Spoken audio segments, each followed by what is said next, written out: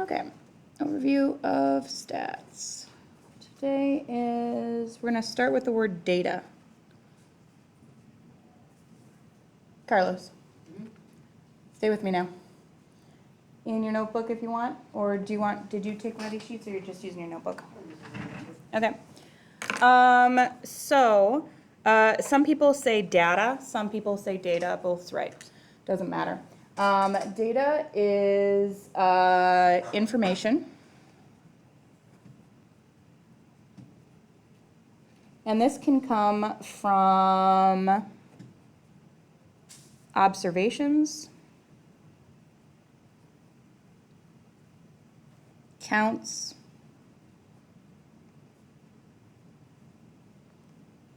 measurements, or responses.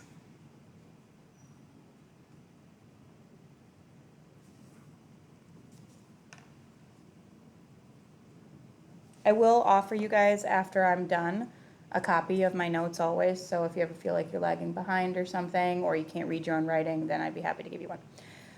Anybody tell me what an observation would be? Like, what's an example of an observation? Noah? Like looking around the room and seeing how many people are wearing a specific type of shoe. That would actually be a count, because you're counting. Like, I'm talking about, like, if I made a list of the data, what would it look like? And if it was how many, it's a count. If it's like, what color are these shoes? That's an observation. So an observation could be like a color. A count is always how many. Counts are used the most in sports statistics. Measurements. Anybody got one for that? Measurements are different from counts. Like checking like your shoe size or something? Sure, shoe size. If you were actually measuring it. And figuring out, not if you were, you could also do a response and just ask somebody their shoe size. So a measurement always involves you actually measuring something. It could be time, it could be length, it could be area, whatever, volume. Response is when you trust somebody else to tell you their answer. Observation is you just looking at it, and counting is specifically keeping track of how many of something there is. Everybody okay so far? Statistics. Statistics is actually technically not a math class. This is a science class, but don't tell my boss, because I'm not a science teacher, and this is my favorite class to teach. It's the science of collecting, organizing, analyzing, and interpreting data.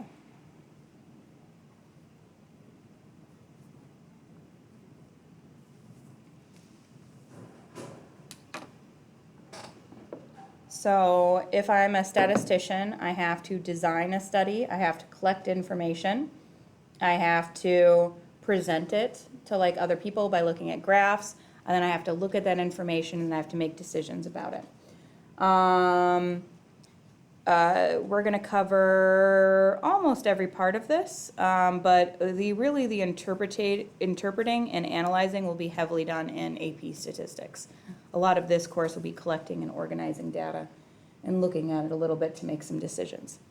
Something you should know is that interpreting, we're just going to write that right here, interpreting, this is the only one that is not exact.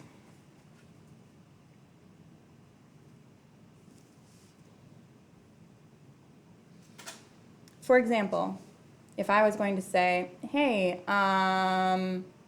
what political party are you most connected with? And I asked you 6, okay? And then I put it in a graph and I showed people that. Nobody could accuse me of lying because that's exactly the truth, right? But then if I looked at this class and I said, look, this class is mostly liberal, therefore I think the school is mostly liberal, that's just me making a guess, right? That's me not being exact. But the first 3, collecting the data, organizing the data and analyzing the data, that is all very factual. Like, there's no fighting about it. The interpreting is the part where, ooh, that gets a little like, you're making some judgments there. All right, next up is population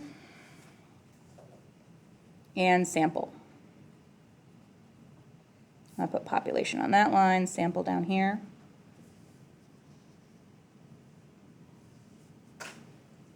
All right, population is a collection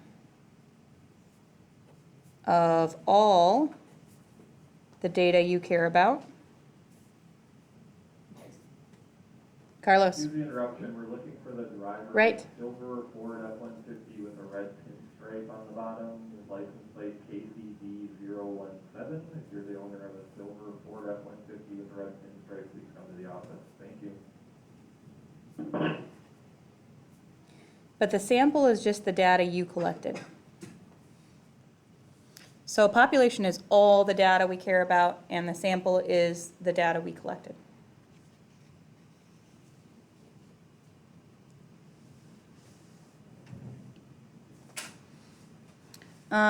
Give me a topic, Nathan. Anything?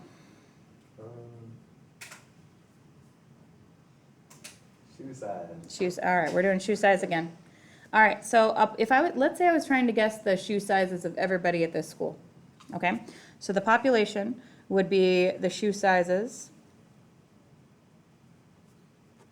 of everyone in this school.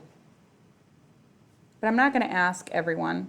I'm just interested in the shoe sizes of everybody in this school. The sample is specifically going to be the shoe sizes of the people that I talk to. Notice that the sample is not the people I talk to, it's the shoe sizes, because it's always the data, that's the sample.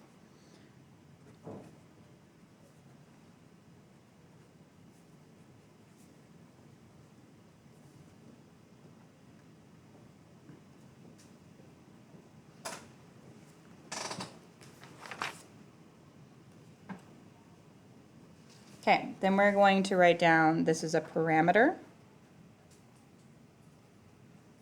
and the word statistic. Carlos, you want to walk around the room a little bit? Are you sure? Okay. A parameter is a numerical description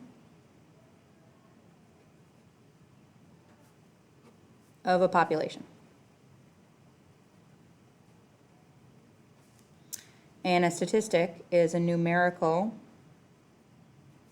description of a sample.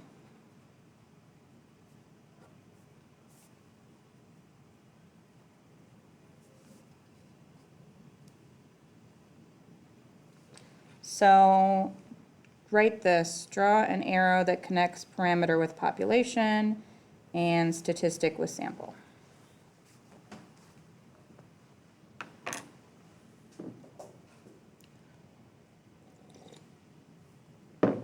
All right, so let's say I did a study and I found out that the most common